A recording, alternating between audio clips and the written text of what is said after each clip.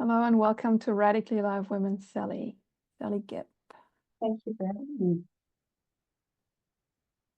Julia, you are a New Zealand barrister and a King's Counsel, and you are specialized in environmental and resource management law in New Zealand.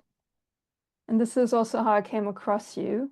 But before I go deeper in, I would like to know whether you want to say something else about who you are.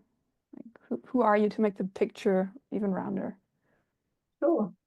So I just had my 46th birthday, and I'm really Congratulations. enjoying this stage of my life.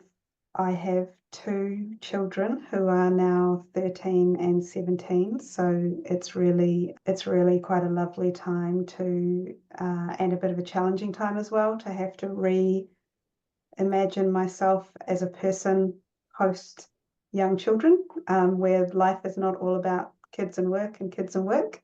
So that's something that I'm thinking about a lot at the moment. I've worked as a lawyer now for about 25 years, and I've been really lucky to have a really interesting career, which in some ways I have sort of let things take me where they go with my job, and it's been a lot of hard work, but it's been a really fulfilling career so far, and there's lots yet to go. I've also got a partner, Charles, who has been a huge part of my life and my career, because about 4 years ago he left his full-time paid role to sort of support my business and our family and be sort of the primary caregiver, I suppose. And that has been a massive part of making our life more than just kind of surviving and getting through the day and then having to get all the jobs done at the end of it, but being able to actually really enjoy our lives while also enabling me to have this quite full-on job. So I just want to acknowledge my immediate family and also my extended family who have really contributed to who I am and what I'm able to do. Oh, thank you for expanding on that. I feel glad to hear the framework or the support or the network in which you seem to sit that enables you to do what you're doing, which is so valuable to me. And I want to say how I came across you is that I was sitting in a vision quest and I got really clear images of clean, clear water. And I shared that with you just before our conversation, but the listeners haven't heard that, is that and there's a specific body of water here in New Zealand called Te Waikoropupu Springs, not far from where I am, and I think you might also be in Nelson, New Zealand right now. Yeah. And and there the sanctity and clarity and cleanliness of this water is under threat through gold mining endeavors in the area, in the vicinity. And looking into that, I saw your name pop up as a representative of the initiative that is taking a stand for legal process and for also protection of this area of the land and the water. Mm. And my curiosity was sort of beyond the specifics of this thing. It's like, what motivates you? What drives you to take a law, to take law there, to take a stand for the environment? How did you get there? What drives you? Mm. So if I go way back, I really enjoyed. I was one of those kids who liked to read, everything they could get their hands on. I've always really loved language and the written word, and I love the power of carefully chosen words to influence and build a picture, which is part of influencing. And that is essentially what law is about for me, is being precise, drawing on the expertise of others. So in environmental law, obviously we have often sort of freshwater scientists and others like that. So drawing on what they have prepared, amplifying the voices of the scientists who often find that they have been saying for years, this is going to be an issue if we don't do something about it, and holding people to account for what needs to happen based on the science and the evidence and the law, which really is just a framework within which to view science and evidence. And I think accountability is something that I can contribute to the to a movement or to an issue, because I think I realized fairly on that I'm less likely to be the one that's climbing a tree and living in it for 3 months to stop it getting cut down, or writing poems about the springs, as my lovely client Kevin Moran does around Te Waikoropupu Springs. But what I can bring is I can look at what the legal frameworks are and what we have said we want to achieve for a water body or any aspect of the environment really, and then say, well, what do we actually need to do to achieve that? So generally we can all agree that we think that a river should be clean, that people should be able to swim in it, that native species should be able to thrive. We all agree on those things at a high level, but when it comes to actually achieving them and having to make decisions about who gets to do what, and having those difficult conversations, and some people losing out, some people with a lot of vested interest maybe not getting what they thought they were entitled to, that's when it gets really hard. And that's where, if we have strong legal frameworks and people who are able to advocate within those frameworks effectively, that can achieve really good outcomes. And that's what I can bring to environmental protection.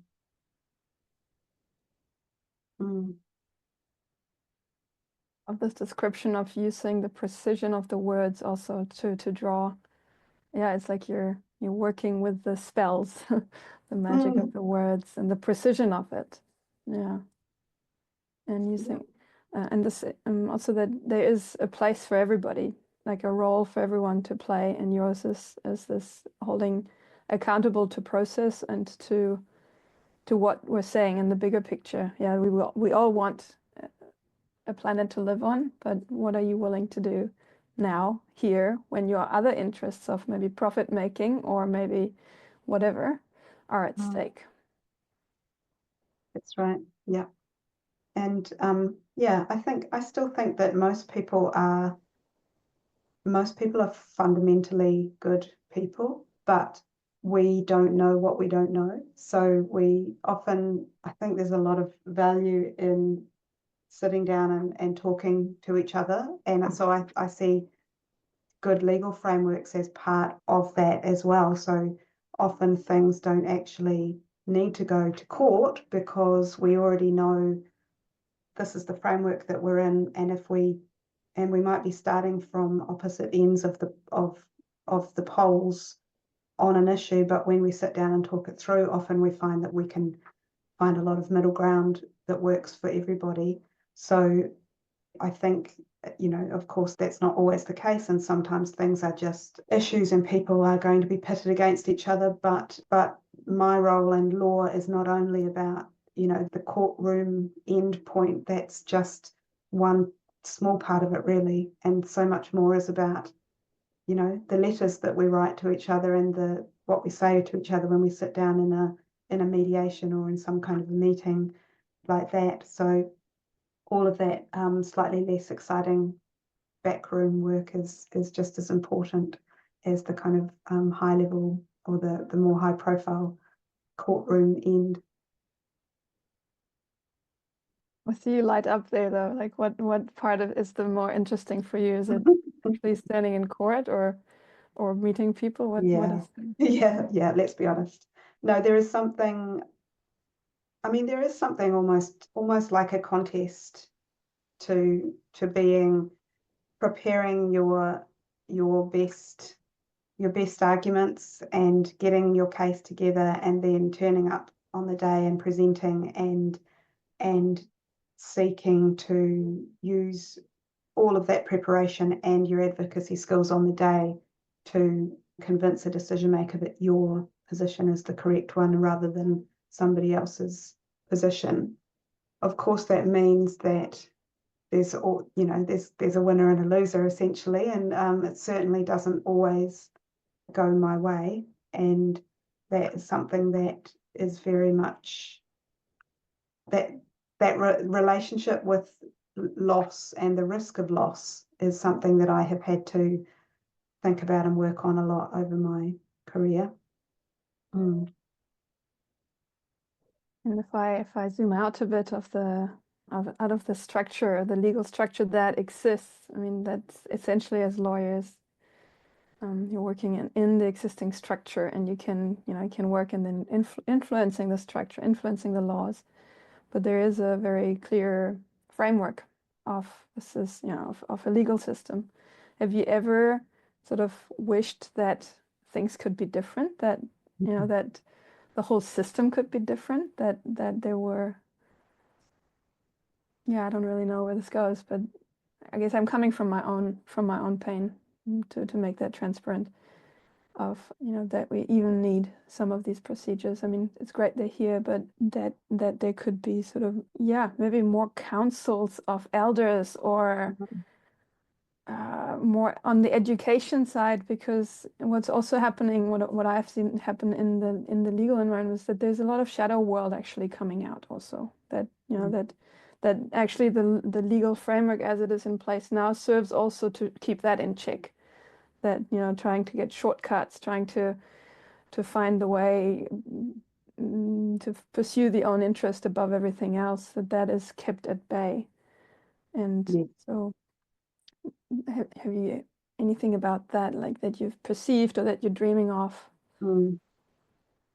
Yeah, as you say, and it's certainly, at least in New Zealand, our framework involves Parliament, which is essentially the government of the day, making laws, and then the courts and other institutions interpret and apply those laws. So I'm not so much, my role is not really involved in the lawmaking aspects.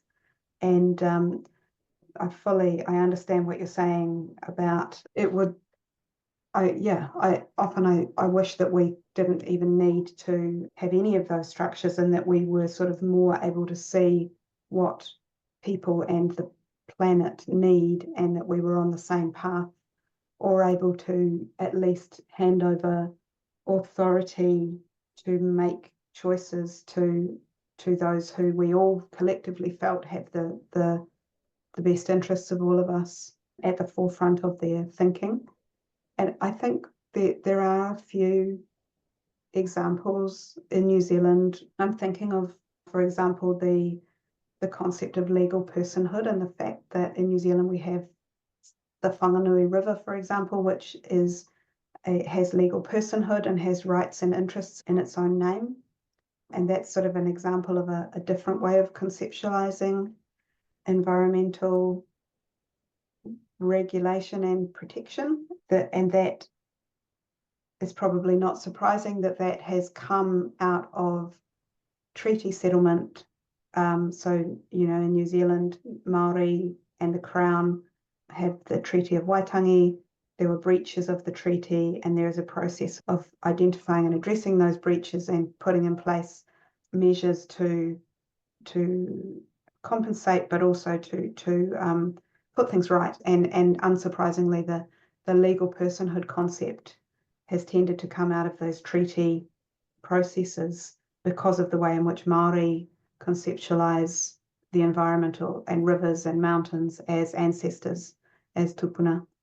So that is one framework. I don't know whether it is a better framework or not, and I'm not close enough to it to know that. But there are different ways of looking at it and doing it. Just coming back also to this idea that of what my role is versus the kind of the law making, my successes can also be very short-lived, because I've had several times this year alone where cases that I won for my clients in the last few years have essentially, Parliament has changed the law specifically to override the outcomes of those court decisions. And we see that with the Fast Track Approvals Act, which is one of the concerns with the gold mine at Te Waikoropupu Springs, is the potential that it may seek to use that process, which changes the legal tests for what can be approved and not, and really downgrades any consideration of the environment and puts that very much secondary to the quantifiable benefits of a project. So, which generally are going to come down to things like employment and revenue and those sorts of things. So yeah, it's a good reminder that I'm just one part in the whole system, but it can be a bit demoralizing at times when something you've worked on for so long and which was a celebrated success is so easily cast aside. Yeah, thank you for mentioning this. This reminds me also like that any law really is only as good as the lawmakers are, I guess. And I see that happening not just in New Zealand, also in Germany, where I was born. There are laws being changed left, right, and center that are protecting things that matter to me. And there is usually a constitutional process that safeguards certain elements.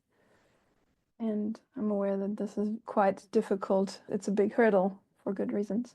But still, yeah, if we stay with the fast track procedure, because that's something I find really interesting and also infuriating, to be honest. How is it possible that there was a special status given also to Waikoropupu Springs, I believe, under the I don't even know the name of the act. Can you say something about that? So under the Resource Management Act, there is a tool called a water conservation order, which is sort of like a national park for a water body. So it's recognizing that water body is nationally significant and nationally outstanding is the test actually. And that can be for its ecology or for its cultural value or for its landscape values. There's a range of different reasons why a water body might qualify. So Te Waikoropupu Springs went through a long process, and this was the first time that I became involved with the springs professionally, was through the process of putting the water conservation order in place. It was sought by one of the iwi, one of the Maori groups of the top of the south here, and also by an individual so they were working together, and then the group that I was helping joined in support of that process and of what they were seeking. So there was a long process with a lot of technical evidence and a lot of cultural evidence to establish the values of the springs, and to also look at the threats to the springs and what was needed to ensure that they would be protected. That process, though, the threats at least, were really focused on the impacts, the current and the ongoing impacts of contaminants from farming, nitrates and phosphorus that come from any kind of animal farming, but particularly from dairy farming. And so the water conservation order is really focused on protecting the springs from those types of contaminants. But the other thing that has really been really disappointing with the fast track law, the new fast track law that was just passed at the end of last year, is that water conservation orders in our traditional framework are like a veto. You can't do something if it would have an impact on the outstanding qualities of a water conservation order. But under the fast track, that is just one. It's just one consideration, and you can come over the top of it if you think that if the decision maker wants to allow the activity, even if it would impact on the water body, which is, to me, it is unbelievable that you would want to have that kind of a framework. It just seems like a really bad outcome for everybody. If something is nationally outstanding, then nationally we should surely want to protect it. But there's some perverse there's some perverse aspects to that legislation, that's for sure. Yeah, especially you wouldn't want to override that in a fast track procedure. Like this seems so absurd. Yeah. That's right. Mm. Mm. You mentioned before about constitution, and in Germany and in New Zealand we don't have a written constitution, so we rely on constitutional concepts, but they're not written down anywhere. So things like the rule of law, that people are entitled to a hearing before an independent decision maker, that's sort of a constitutional concept, but because we don't have that overriding constitution, Parliament has a lot of freedom to do what it wants when making laws, and that's been, I think, historically has been sort of, the constitutional conventions have been really well respected by Parliament generally, but at this time it feels like they're really under threat.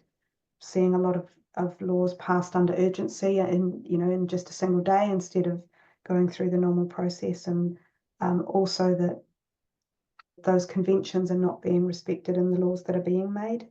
So that is concerning, that it feels like we're not in a great place at the moment, and that our institutions of democracy are really being tested and not always appearing to actually be strong enough to look after our society and our environment. Yeah, I've noticed too that, the Wildlife Protection Act, or correct me if the names are wrong, but this is how it landed in me, or the Equal Pay Act, or the glyphosate levels being resonant food, that a lot of things are being changed where like, where is this going? And I'm glad there are people like you really working on these, like really hands-on. Yeah, you're actually taking a stand and applying all your skills to shape it, to shape the outcomes. And in a way, for me, there's also something happening in the wider picture. So I like to look at the wider picture and at the systems and at what's actually happening. And that there is something like, yes, the democratic processes don't seem to be observed, not just in New Zealand. Like, I'm saying it very generally now, so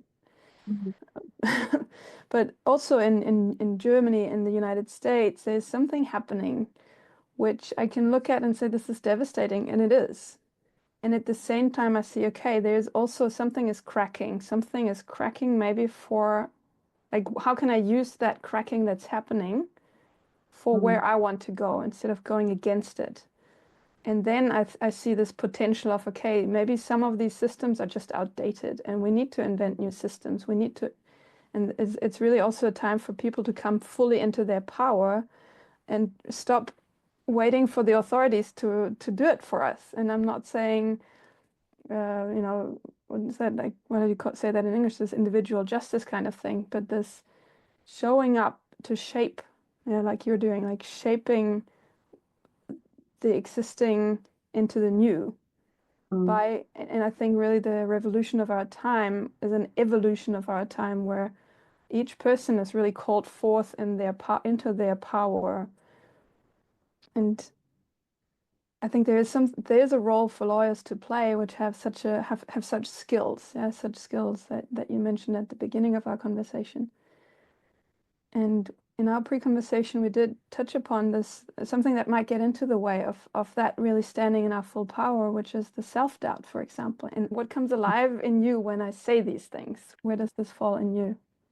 Yeah, I was thinking about this just before we started talking today, and because I think if I go back to my childhood, I really wanted, I was brought up to be a good girl and to work, try really hard and be nice and to not piss people off. And I think that to a certain extent, I should also, I should say as well, though, I mean, there was definitely a bit of balance to that. There was a lot of, I think both of my parents were willing to be, to sort of step outside the norms of those around them a little bit. I certainly don't want to give the wrong impression about that, but still, I think it took me a long time to feel okay with disagreeing with people, especially men who were stating their view of the world in a very forthright, confident way. And I think that is going to be a lifelong thing for me I've reached the point where I recognize that my view and my opinion is just as valid, and that I should just say it and say it politely, but there's nothing wrong with saying it even if other people disagree with me. But I think that those concepts of am I right? Have I said that in the right way? Should I have been more, I don't know, deferential? Those will always be with me. And to a certain extent, they are actually reinforced. In fact, only last week, as part of a conference, I was interviewing a minister of the New Zealand government, and fair to say, I think that he wasn't that keen on some of the points that I made and some of the questions that I asked. And he said, as part of, in the open conference, he said that my welcome had not been warm and that I was being very strident. And I thought, wow, those are words, those are concepts that I really feel that, because those are things that warmth is something I feel I should be, and strident is something I feel I shouldn't be. And that's in my heart. I know in my head that I don't have to be. It's not my job to be warm to you, and it's also not my need to not be strident. But still, what I feel somewhere in my body, the little kid, really felt that and felt like I should shut up and take a step back. And so I have to always process that and then go, actually, no, I'm okay. And but it takes a day or so. Yeah, I'm glad you're mentioning this. And then I think that is really also, again, shadow work. Yeah. The inner, like, unconscious or old conditioning that comes alive, that is being triggered when someone mentions that. But also, like, what I've noticed is that, this standing firm in the face of someone trying to exactly do that, trying exactly that unconsciously, probably, not consciously. I'm not saying this is an evil person trying to get to you, and unconsciously people know which buttons to push, especially with women. It's just so simple and obvious. It's a general conditioning. It's just a general thing that we need to be nice and we need to be warm and we need to whatever. So this is also, it's a skill to just look straight into the face of this unconscious behavior. So I'm glad to hear that, and I think that is really also a part of the journey that each woman has to go, is to free herself from this conditioning. And the same applies to men, obviously. Yeah, it's like we're all on the same planet. We're on the same ship, on the same journey. If we want this planet to thrive, if we want to thrive as a species, we need to really collaborate and call each other in. Someone said to me recently, thank you for calling me in. So there's a calling you out is like telling you, you might be like, hey, you did something wrong. Calling you in is like, hey, I see there's something happening and I want you closer. What's going on? Yeah. Thank you for being an inspiration. I hope many people hear this, and maybe lawyers or soon to be lawyers or not lawyers anymore people. Is there anything that you want to say to close the space? I think just reflecting on where we just got to, I'd like to make it easier for young people to get to that point of feeling confident with themselves sooner, than it's sort of taken me. So I think that's something that when I deal with younger lawyers, which I've been lucky enough to have a few students work for me over summers and that sort of thing, and I'm doing some lecturing at one of the universities, and so that's something, that concept that we can politely disagree with each other and not feel threatened or in the wrong from that on both sides. It's something that it doesn't only apply to lawyers, but I think it particularly applies to lawyers because our job is often to have those sort of confronting disagreements and not be able to put them to one side. So yeah, that's something that to the extent that I have opportunities to sort of have any kind of a mentoring role, that's something that I always try and bring to it, because I feel like it's taken a long life for me to realize and be okay with those concepts. So yeah, thank you for having me and for allowing me to explore some of those thoughts with you. Thank you. I have this last impulse to ask whether you have any information for people that would like to get engaged around Te Waikoropupu Springs, where they could, how they could do that, or what would be the best thing that most people could do. Sure. So Save Our Springs, who I act for, has a Facebook page, and they are putting together all sorts of events. I know they've had some training for people who want to be, more directly involved in this sort of advocacy and activism. And obviously they're often looking for funding. So there's all sorts of ways that people can contribute, whether they want to personally get involved or contribute money or write a letter. But I would suggest starting with Save Our Springs Facebook page and going from there. Okay. Thank you very much, Sally. Thank you. Great to meet you.